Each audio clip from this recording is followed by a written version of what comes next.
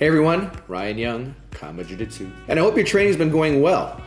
And what I wanted to do is take a moment to answer a question from one of our subscribers. His name is Luther Nolan, and his question was, what happens when you have a student that progresses faster in his skill set than normal? Will he be promoted to the next level even though he hasn't put in the required time? If you've seen any of our other videos, you'll know that to me, the number of classes you come to train means nothing to me. Or the amount of time you've been in the art means nothing to me. Well, what does that mean? Well, let's say I have somebody who's been training for 5 years. They've been at white belt the whole time. Should they get a blue belt? Well, it depends. Are they doing what's required to wear a blue belt? If the answer is no, then I don't care if you've been here 5 years, you're still gonna wear a white belt. On the other hand, let's say somebody comes in and within 4 months, they've gotten a command of the curriculum that we teach to get to blue belt, and they're executing it to a level that any of my blue belts are executing it. Should they get the blue belt at 4 months, or should they wait for 12 to 18 months before they get the blue belt? For us, no. If it's time, it's time. Now, we generally like to make sure that somebody kind of marinates in the belt they're in for a period of time before we take them on to the next belt, even if they're at the level. However, you do have some people that train every single day and they may be physically gifted.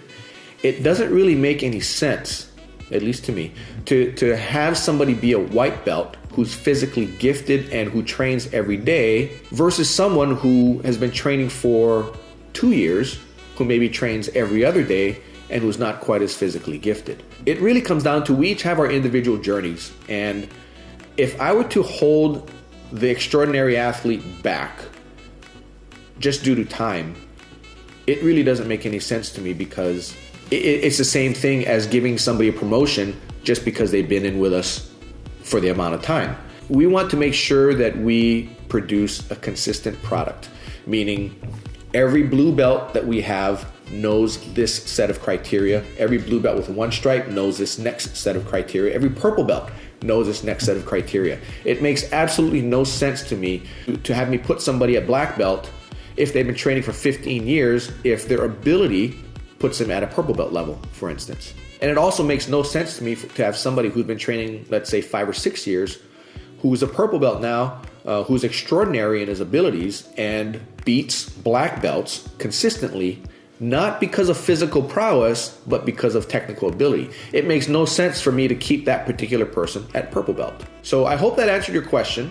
And in the end, it really doesn't matter as far as what belt you wear anyway. The belt that you wear is going to be determined by your professor. And we each have our own reasons for giving someone a belt. So as an example, let's say I have 5 white belts that are candidates for blue belts. Maybe they all meet the technical criteria as far as the curriculum. But there's usually one last thing that's completely subjective that I want them to be able to meet before I put the blue belt on them. And it's a challenge. And it could be, and I'll kind of give you examples of what that challenge may be. It could be someone who, let's say they get into a bad position or two, and whenever they're in a bad position by a particularly strong or skilled opponent, they panic. And when they panic, all their skill goes out the window, right? So that's something that they need to learn how to calm down and learn how to embrace the discomfort of being in a bad position. That's a mental thing, and that's something that they can easily conquer.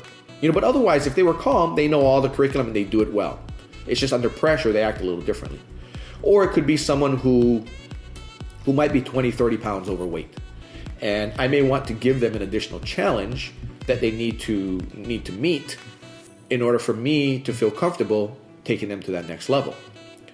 Or it could be somebody who is very big and strong who tends to play a big, strong game. I may want them to learn how to relax a little bit.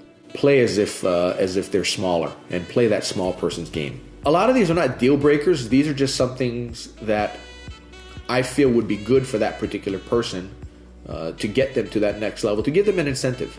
Long answer to your question, do we have different time frames? Yes. The time frames are not based on how long you've been training, really, to get your belt. It really just comes down to the quality of your training. Simple as that. It could be short. The time that you take could be short. It could be long. It's not really up to me. It's really up to you as an individual. So that's all I got for you. Hope all is well. Take care of yourselves. Happy training. Bye-bye.